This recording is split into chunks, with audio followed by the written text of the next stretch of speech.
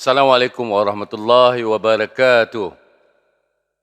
Alhamdulillah kita dapat jumpa lagi.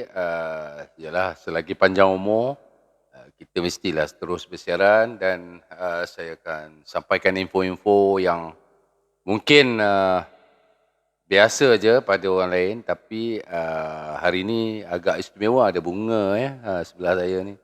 Nampak dekat meja ni macam-macam ada, bunga ada, uh, macam-macam lah. Dia orang tahu kat sini. Air pun ada. Let's drink. Ah, air pun ada.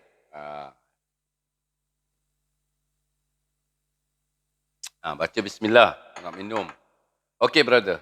Apa ni, kita bercakap pasal mengenai bagaimana apa ni tiba-tiba daripada kerancakan kumpulan-kumpulan rock menaikkan nama mereka pada sekitar tahun 90, awal 90-an, tiba-tiba merudum jatuh. Tak, lagu popular masih popular di radio, tetapi individu yang terlibat seperti artis-artis rock sendiri, mereka tidak lagi dikenali. Maksudnya watak-watak yang menyanyikan lagu tu dah semakin dilupai. Jadi mengapakah ini berlaku? Dan kenapa? Apakah sebenarnya puncanya? Daripada bila benda ni berlaku? Saya secara ringkas bagi tahu apa yang saya lihat daripada permulaan masa kita tengah lagu-lagu rock tengah hit meletup-letup masa tu ada satu rancangan muzik di sebuah stesen TV yang agak popular. Lagu-lagu yang mendominasi rancangan mereka ni adalah lagu-lagu rock. Waktu tu kita rancangan ini di sebuah stesen TV yang agak popular. Dia mengamalkan juara bulanan. Jadi setiap bulan akan ada pencalonan baru dan sebagainya, kemudian ada juara. Daripada tiap-tiap bulan ada juara, bermakna sehingga penghujung tahun nanti akan ada 12 finalis. Juara Januari sehinggalah Disember. So ini yang meningkatkan lagi, menaikkan lagi nama kumpulan-kumpulan rock ketika tu. Boleh dikatakan semua lagu-lagu rock masa tu meletup-letup. Dan bagi mereka yang kumpulan-kumpulan yang terus menghadirkan diri di funfair, mereka mendapat lebih banyak impact ataupun impak yang lebih besar kerana peminat-peminat dapat lihat terus secara live mereka di hadapan mata mereka. Sedangkan ada banyak artis lain yang tidak masuk ke funfair, mereka tidak dapat menjual album sebagaimana artis-artis yang keluar dan bertemu peminat di funfair. Kerana setiap kali artis pergi ke funfair, mereka akan, peminat-peminat ni bila sebelum dia datang, dia tengok ada poster-poster dekat sana kan, di kawasan tertentu yang mana ada funfair tu, nama kumpulan, katalah sebagai contoh Meditasi ataupun Melissa ataupun Dama Sutra ataupun Ekspedisi ataupun May. Mereka akan cari album kumpulan-kumpulan ini di kedai-kedai kaset di kawasan mereka tinggal. Maknanya kalau katalah contoh mereka datang, artis-artis ni akan datang ke funfair di Kota Tinggi contohnya, ataupun di Kulai, atau di Simpang Ranggam, ataupun di Penang jadi fans di tempat sana dia akan cari kaset. Sebab apa? Dia malam nanti dia nak pergi layan. Dia nak pergi layan kumpulan ni, dia nak dengar dulu. Dia dengar dulu daripada kaset. Jadi malam nanti dia nak nilaikan persembahan band-band ini secara live. Itu yang berlaku. Sebab itu artis-artis yang pergi ke funfair ni dia sukar untuk dilupakan. Maknanya kalau orang yang pernah datang ke funfair, pernah lihat ataupun pernah menonton sendiri persembahan live artis-artis ni, dia takkan lupa dah. Artis tu akan lekat terus dalam ingatan dia. Betul tak? So ini adalah sesuatu yang dah tak ada dah. Sekarang ni dah tak ada fanfare. Sekarang ni yang ada, dulu fanfare bukan free. Semua kena bayar, ada tiket. Ada yang RM5, ada yang RM10. Bergantung kepada populariti band yang datang tu. Tapi hari ni, Carnival buat free show. Free show ni impact dia kurang lah sikit. Sebab apa? Orang tak, yelah bila kita buat sesuatu free, kita takkan dapat ingat benda tu. Tapi kalau kita beli, contoh apa-apa barang pun, kalau kita dapat percuma, kita kurang menghargai. Tapi apabila kita keluar dengan gaji kita, duit kita sendiri, kita akan lebih menghargai perkara tu ataupun kejadian itu. Jadi ini yang berlaku bila fanfare, ramai yang datang beli tiket, berpusu-pusu, berebut-rebut, beratur. Ada tu sampai penuh sesak, dah tak boleh masuk pun, nak masuk juga. Itu yang fenomena dulu sehingga rock, kumpulan rock ni naik bagai apa? Cendawan lepas hujan. Banyak sangat kumpulan rock masuk, kemudian datang pelbagai grup dengan kadang-kadang tu satu album hanya satu atau dua lagu je yang hits. Tapi masih lagi diterima ramai masa tu. Dan kalau mereka ni jalan ke fanfare, masih ramai lagi yang datang menonton mereka. Jadi impact daripada fanfare ni sangat besar. Sekarang dia tak ada benda ni kan. Dah tak ada benda ni, jadi impact dia kurang. Kerana kalau kita dalam surat khabar, dalam TV, itu bukan, walaupun kita tengok TV live, tapi dia bukan live secara nyata yang kita boleh nampak aksi dia orang, headbanging, menari dan sebagainya, nyanyi. Kita nampak semua persekitaran kawasan tu, maksudnya termasuklah apa yang berlaku di belakang pentas, kita boleh nampak kerana kita berada di tempat kejadian. Jadi itu beza antara live di TV dengan live di fanfare.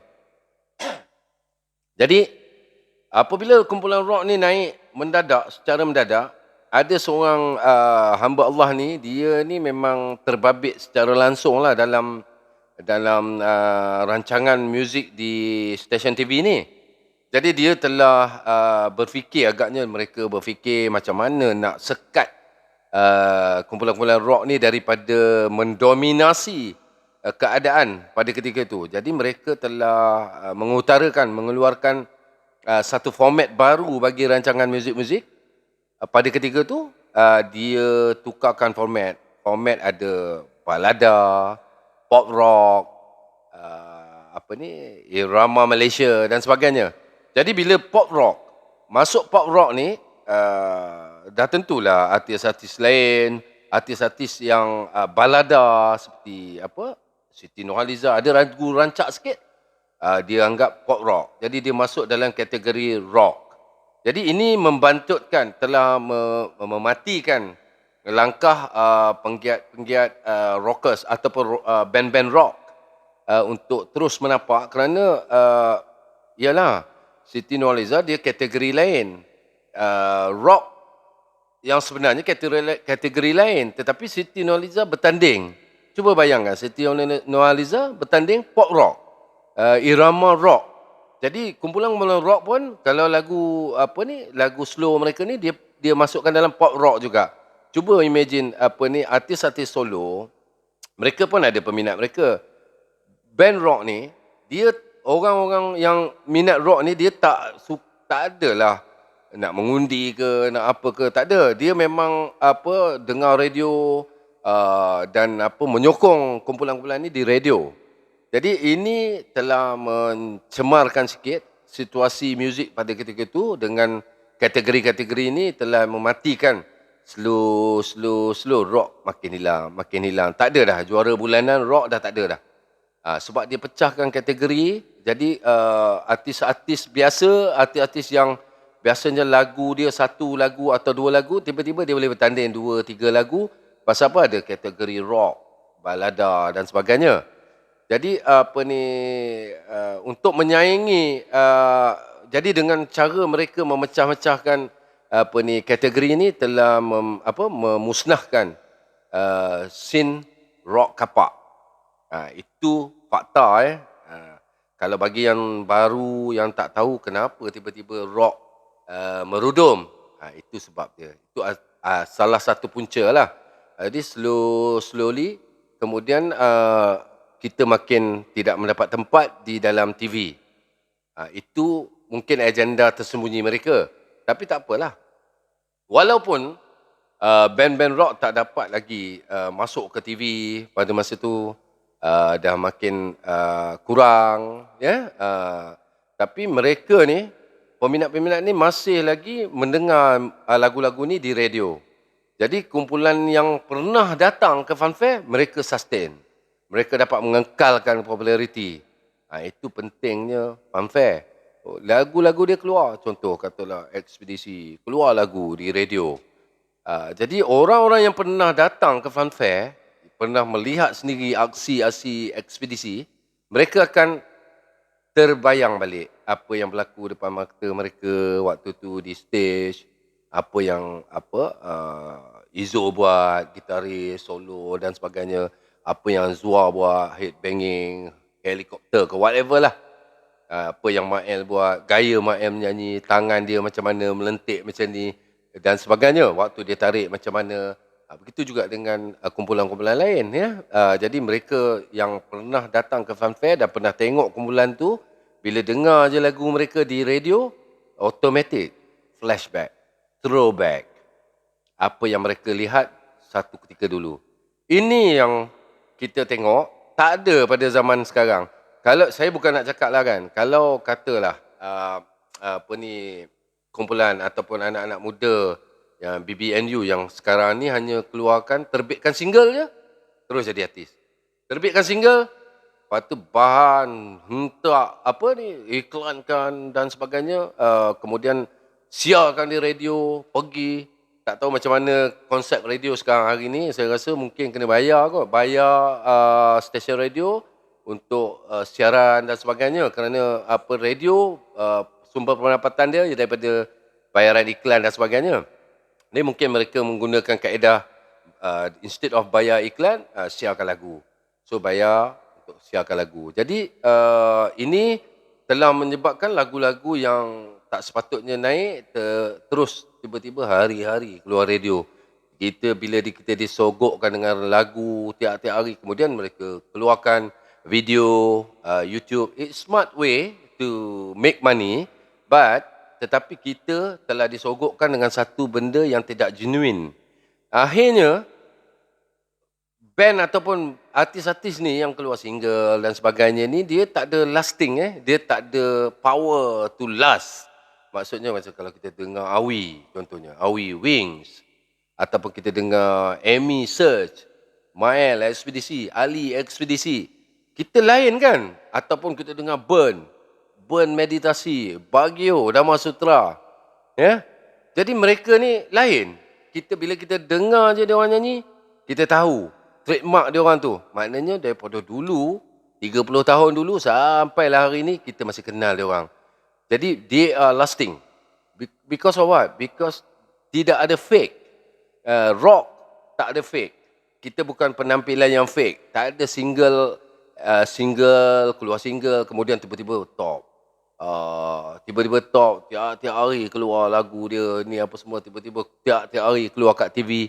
That is what happening today. BBNU, mereka boleh popular hari ni, tapi esok lusa, tahun depan, tahun lagi satu, mereka dilupakan.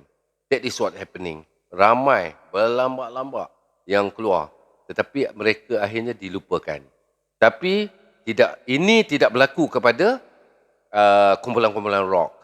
Mereka evergreen, hijau sampai bila-bila. That is why perlunya untuk kita sustain, mengekalkan. Tengok P. Ramlee.